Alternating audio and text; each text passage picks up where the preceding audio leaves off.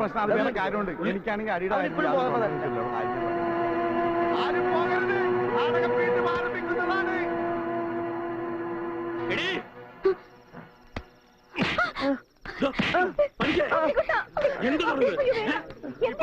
ഇവന്റെ അസുഖം എന്താണെന്ന് എനിക്ക് മനസ്സിലായില്ലേ? പണിക്കരെ നിങ്ങൾ കാണിച്ചൊട്ടും ശരിയായില്ല. അത് പറയാൻ നീ ആരുടെ അസത്തെ ഇങ്ങോട്ട് വാടി.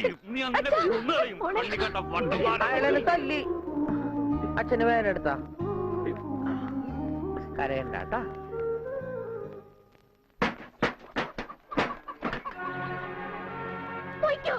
എങ്ങോട്ടെങ്കിലും പോയിക്കോ. ഇത്രയും നാൾ ഈ വീട് നോക്കാൻ ആരുണ്ടായിരുന്നില്ലല്ലോ. എന്തെങ്കിലും ഒരു ആപത്ത് വന്ന ആ മാഷ വീട്ടുകാർ മാത്രമേ ഉണ്ടായിരുന്നുള്ളൂ. ആ കുടുംബത്തോട് ചെയ്ത ക്രൂരതകളൊക്കെ ഇത്ര വേഗം മറന്നോ? എന്ത് പ്രായശ്ചിത്തം ചെയ്താൽ അതിന് പരിഹാരമാവുക? ഉണ്ണേട്ടൻ ഈ അവസ്ഥയ്ക്ക് കാരണം അച്ഛനോ? അച്ഛനതൊന്നും പ്രശ്നമില്ലെങ്കിലും എനിക്ക് ആ കടങ്ങളൊക്കെ വീട്ടണം. മാഷിനോട് ചെയ്ത തെറ്റുകൾക്കൊക്കെ പോയി മാപ്പ് പറയും. എന്നിട്ട് വന്നാ മതി ഇങ്ങോട്ട്. അല്ലെങ്കിൽ ഇങ്ങോട്ടെന്ന് വെച്ചപ്പോ പണിക്കരെ കുട്ടി പറഞ്ഞാലും കാര്യമുണ്ട്. താൻ ചെയ്തത് പൊറുക്കാനാവാത്ത തെറ്റ് തന്നെയാ.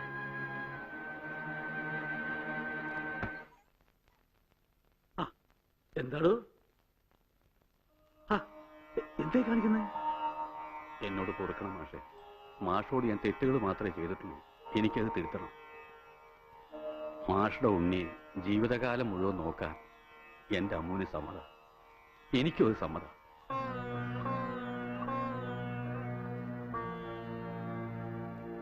ഒരു കടപ്പാടിന്റെ പേരിൽ സുഖമില്ലാത്ത എന്റെ മോനെ തന്റെ മോളുടെ തലയെ കെട്ടിവെക്കണ്ട. അതൊന്നും വേണ്ട, മറന്നേക്ക്.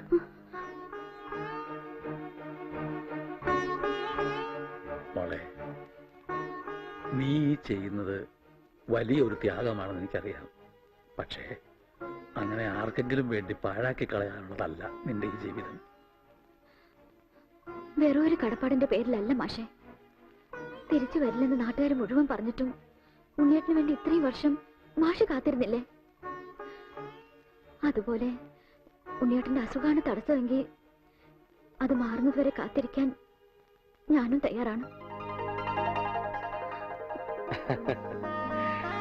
ഈ കുട്ടി പറഞ്ഞത് വെറും ഒരു ഫാദറായ എനിക്ക് മനസ്സിലായി. ഈ ഫാദറിന് മനസ്സിലായോ? ഇനി എന്തോന്ന് ആലോചിക്കാൻ. നിശ്ചയത്തിന് പന്തല് വേണോ വേണ്ടയോ എന്ന് മാത്രം പറഞ്ഞാൽ മതി. ബാക്കി കാര്യം ഞങ്ങൾ ഏറ്റു.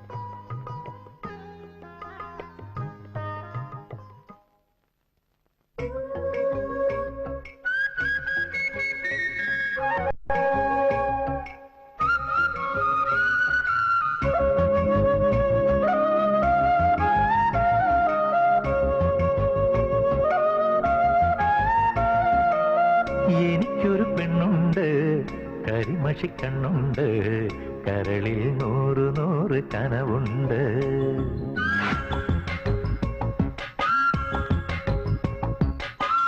എനിക്കൊരു പെണ്ണുണ്ട്, കരിമഷിക്കണ്ണുണ്ട്, കരളിൽ 100 കനവുണ്ട്.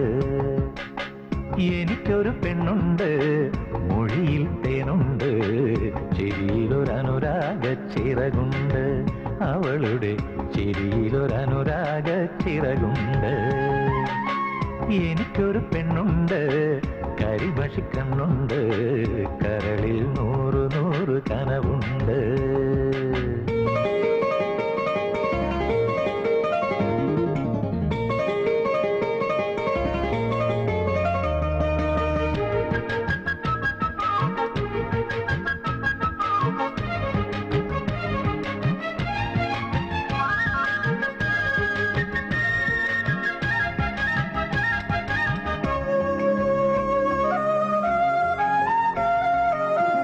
അവളുടെ നെറ്റിയിൽ പുലരി കുങ്കുമം, കൈകളിൽ കിലുകിലേ കാറ്റിൻ തരിവള. അവളുടെ നെറ്റിയിൽ പുലരി കുങ്കുമം, കൈകളിൽ കിലുകിലേ കാറ്റിൻ തരിവള. കാൽവിരൽ കൊണ്ടവൾ കളമെഴുതുമ്പോൾ കവിളിൽ നാണത്തിൻ കുടമുള്ള പൂമണം. അവൾ എന്റെ സ്വന്തം മനസ്സിന്റെ മന്ത്രം, മായ്ച്ചാലും മായാത്തൊരോർമ്മപ്പൂവ്. എനിക്കൊരു പെണ്ണുണ്ട്, കരിമഷിക്കണ്ണുണ്ട് കരളിൽ 100 കനവുണ്ട് എനിക്കൊരു പെണ്ണുണ്ട് മൊഴിയിൽ തേനുണ്ട് ചിരിയിലൊരനുരാഗ ചിറകുണ്ട് അവളുടെ ചിരിയിലൊരനുരാഗ ചിറകുണ്ട്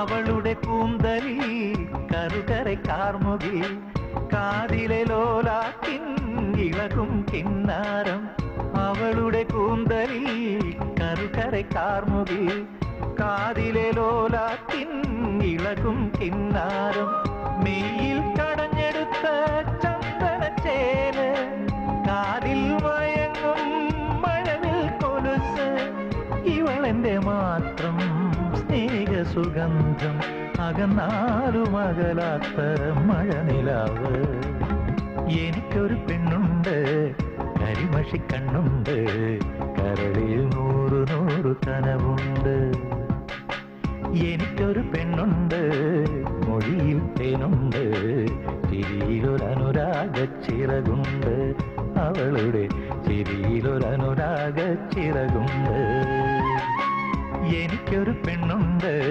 കരിമഷിക്കണ്ണുണ്ട് കരളിൽ 100 കനവുണ്ട്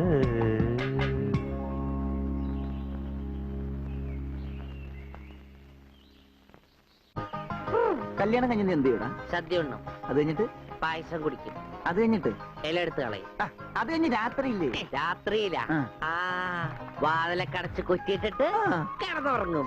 കളഞ്ഞു കൃഷ്ണൻകുട്ടി വെച്ചത് പറ്റതല്ലേ?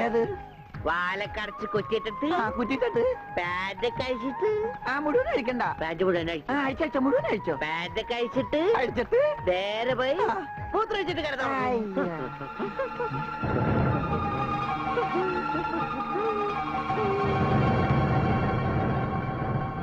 ഹായ് ഗോപി.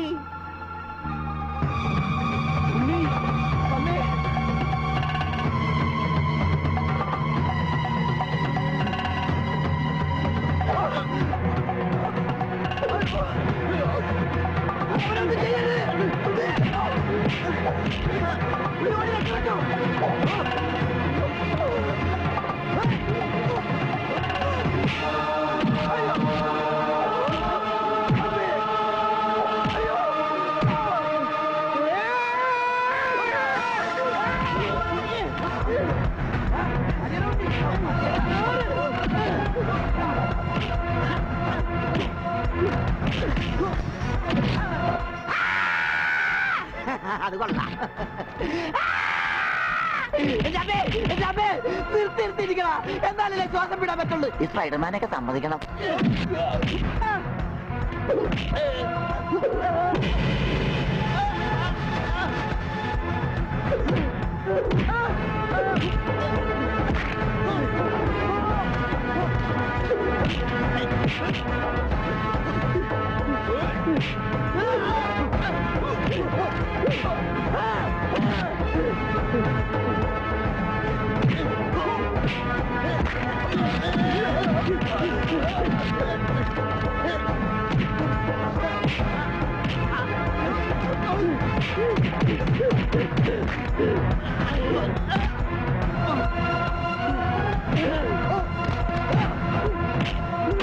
അവനൊന്നും ചെയ്യരുത്.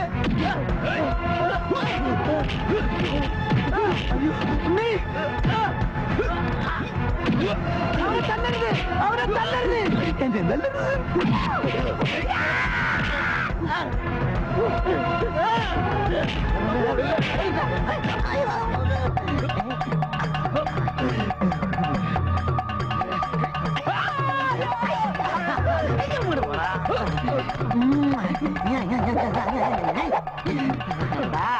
ആനയെ സൂചി കൊണ്ട് ഒതുക്കിയവനാണ് തയ്യക്കാരൻ. പിന്നെയാണ് നീയൊക്കെ.